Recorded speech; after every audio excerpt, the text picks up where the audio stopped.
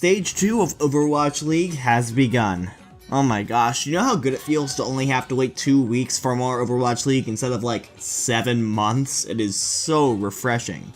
You know what else is refreshing? All the changes that Stage 2 brought with it. For Stage 2, we got a huge balance patch, a brand new hero, a new map, and maybe, possibly, a new meta? Nah, probably not, but it's fun to think about. Let's see which of the teams impressed and which teams disappointed in their first week of Stage 2 with 7-second summary. I'm going to go through every team in the Overwatch League in alphabetical order and tell you my thoughts on how they did in the past week. The catch? I have just 7 seconds to talk about each team. As I go through, there will be 5 components on the screen. The first will be the logo of the team that I'm talking about, and below that I'll put their overall match and map scores, as well as their overall placement.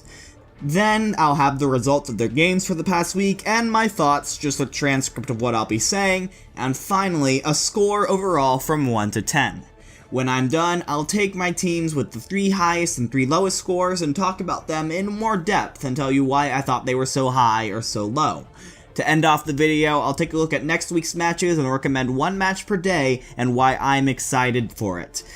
If you can only watch 1 match a day, these are the ones you watch, in my opinion. It's also worth mentioning that if a team didn't play this week, I won't be talking about them. With that out of the way, let's get started. This feels like some weird anime arc where the master dies and the student struggles to live up to him. Be still, my beating heart. 2 expected wins with their playstyle. Side note, Among is actually ripped? Look at those forearms. The bus driver was just too valuable. Wait, where'd the good team go? Next week against Boston will be much more telling. That's how you come back from a disappointing stage. Fine, I'm back on the hype train. Battle of LA next week. Come on, Valiant, follow the script. The regular season plot armor continues. Imagine thinking you can out-cheese the Hunters. At least you got revenge on the Mayhem. Absolute destruction. This team is so good. A close loss to a good team, nothing to be ashamed of. Bren defending them game after game is why I watch Watchpoint. I'm 37 speedran his integration into the team as well. Good win, no surprise. The Hunters are a tough play for sure. You looked better. Defeat. Now, despite going 0-2 this week as far as the matches go, the Mayhem only get 3rd worst this week because, to be fair, they didn't look that bad. They took a map off of both the Fusion and the Spitfire, 2 teams that were considered to be quite a bit above them in the rankings. Players like Swan, Hagapon, and Chris have looked much improved, and the Mayhem seem to be playing better as a team. They haven't looked good, but it was definitely an improvement, not that you could fall much further. For me though, the Mayhem have moved down a couple of slots due to the poor PR this week. As you probably know at this point, the Mayhem have decided to swap over to a full Korean setup instead of this mixed roster that obviously wasn't working very well. That's fine. First of all, I don't have a problem with the move itself. If that's a direction that they think is best, then go for it. It's better than just staying the course and convincing yourself that it'll all work out. Obviously, something needs to change. My problem is with how they dealt with the departing players. Look, if I squint, I can understand not giving much of a fanfare for Apply and McGravy as they were only with the team for a short time, but Tvik? You know, the last remaining piece of the original Misfits roster which has been with you since before Overwatch League? That deserves something, and neither in the written nor video announcements do you recommend any of them by name. This just seems a little disrespectful to me, even if the players aren't officially off the roster yet. But seriously, that's just because you haven't found their Korean replacements yet, and getting rid of them now would mean you'd go under 8 players. We all know they're not gonna play again, so can you just at least say some sort of goodbye thing? Oh, by the way, and speaking of Korean replacements, can we please get a new off-tank? Seriously, why is Zephyr still on a team? Yeah, Scrimgrod memes, but eventually you have to realize it just doesn't translate to the stage. I mean, like, I see all these great Korean off-tanks that are available and would be a huge upgrade, and then I watched Zephyr's C9 last week and it makes me angry. Victory. 3 reverse sweeps in a row? Holy crap. I mean, a win is a win no matter how you get there, but that takes some incredible resolve from the Uprising to pull off again and again. By the way, Uprising, congratulations! You were involved in some sort of drama, but you weren't the jerks this time. That means when it comes to the Uprising cycle, we are still firmly within the doing much better than expected phase for the foreseeable future. This week was definitely the week of the DPS for Boston. I mean, it's crazy, I know. The DPS players are better at DPS heroes than tank and support. Wow! Okay, but seriously, Colorhex and Blase had some serious pop-off moments on their native roles this week, which is just great considering the amount of criticism they got to start the season. Also, while we haven't seen what the Fuel is planning with Note quite yet, the Uprising have looked like they've definitely come out stronger with RCK in the lineup. The Uprising of Stage 1 looked strong, but one note. If you could play Goats better, then congrats, you got your 4-0. But RCK's flexibility has allowed the Uprising to pull out a few more tricks and DPS comps. Look, like, back in Dive meta, the Uprising played Dive. That's all they did, and they were good at it. In Goats meta, the Uprising played Goats. That's what they did, and they were good at it. This meta, the Uprising can play multiple things and be very good at them. It's a fun new look that makes them scary. Defeat. This has been a couple of tough weeks for the Reign. First, you had the Fran leaving, and... wait, that was it? That's the only bad thing that happened? Huh. Actually, you could argue that there was a net positive as the team signed 2 players. They got Fried, who, don't let the casters fool you, it's Fried, not FRD, from Gladiators Legion. And they acquired Baby Bay, who is a huge fan favorite already from the Shock. I was actually really excited about the Baby Bay trade. He was considered the best player on the Shock in Stage 1 Season 1, and his mechanical skill was never in question. He just got eventually overshadowed by all the incredible DPS on that team. But imagine my shock when I saw Fried walking out to the stage. It's fun to give him his first debut, I thought, but he's probably just in for this control map. But he stayed in. And stayed in. We didn't see Dako once all week. I mean, why? Don't get me wrong, Fry didn't play bad, and meanwhile, Baby Bay got like 10 grabs eaten this week, but the fact that Dako went missing sets off alarm bells in my head. A lot of Reign fans would argue that Dako is a top 5 diva in the league, and he has a synergy with Pakbo from Element Mystic. His sudden disappearance could mean 3 things. 1, Fry just popped off in tryouts so much that the team decided to integrate him into the main roster instantly. 2, there was some sort of internal conflict that broke out involving Dako that made the team staff bench him, or worse, Dako refused to play, which forced the Reign to quickly sign an off-tank in the LA area to fill in.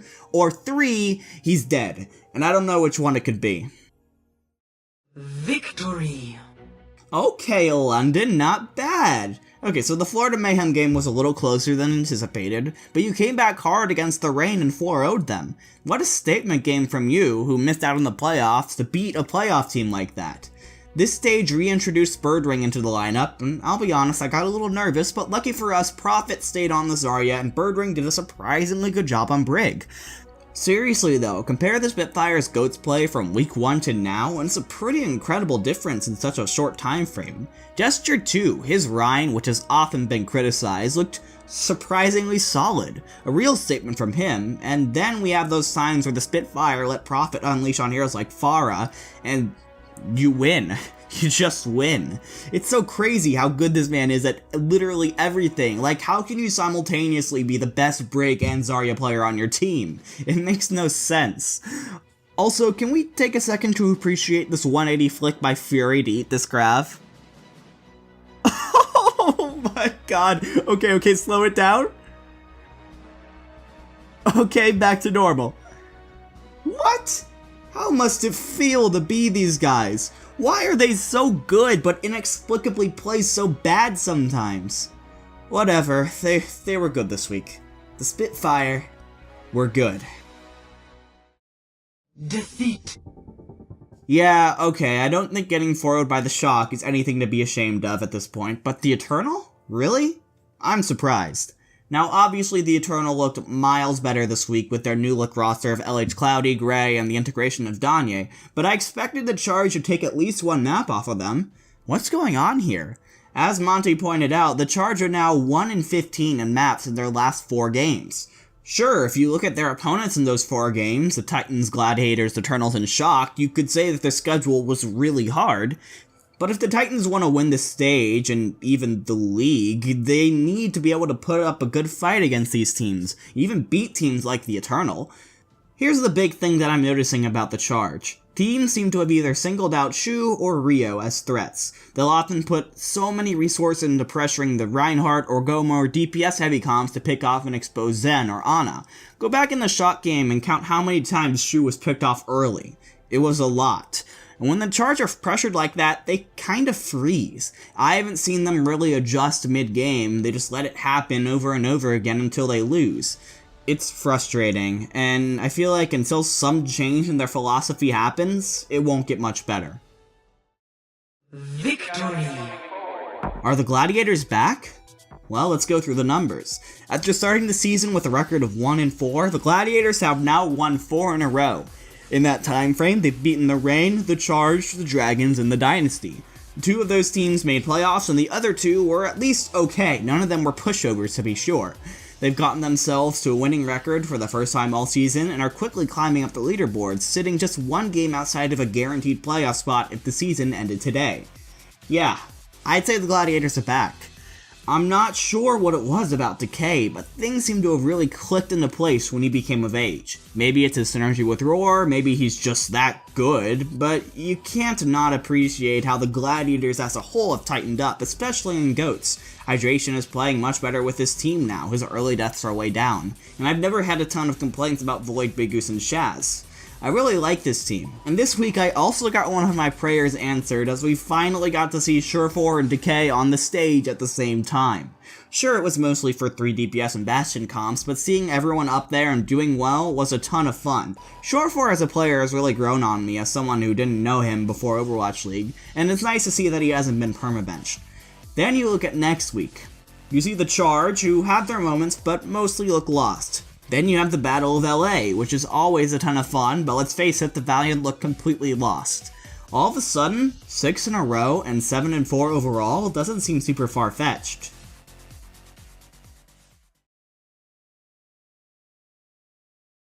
Thursday, the Toronto Defiant versus the Philadelphia Fusion.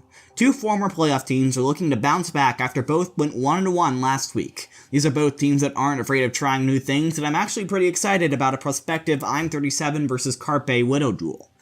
Friday, Chengdu Hunters versus the Shanghai Dragons. A budding rivalry will continue to grow as the Hunters seek revenge against the Dragons for 4-0ing them last time. The winner of this match will likely be crowned the best Chinese-based team, at least for now.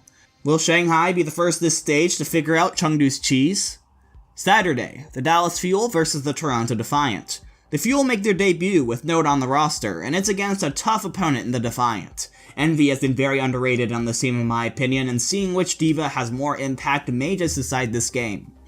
Sunday, LA Valiant versus LA Gladiators. Throw away how the teams are doing right now because this is the Battle of LA, baby. This is often one of the most fun matches to watch just because of how much the LA-based audience gets into it. Hearing the crowd yell shields up and wings out at each other is so much fun. And don't forget that in the Lifetime series, the Valiant have beaten the Gladiators 4 out of 5 times. And that'll do it. What games are you most excited to watch this week? Let me know in the comments. As always, if you like this video and want to see more, leave a like and subscribe. I make weekly Overwatch League content, and it would just make me so happy if you took a little time out of your day to watch it. Until next time though, that's all from me. Don't get tilted.